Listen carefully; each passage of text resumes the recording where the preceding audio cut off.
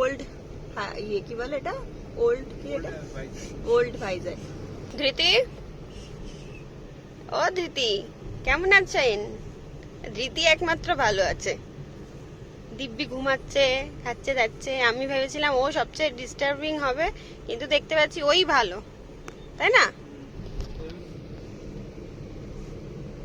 পুরো ব্যাপারটাই হচ্ছে ইন্ডাস্ট্রিয়াল এরিয়া। কিন্তু আমার মনে আছে পারাদ্বীপে গেছিলাম, খুব বাজে অবস্থা ছিল। ও মানুষ ওখানে বাঁচা মুশকিল হয়ে যাবে।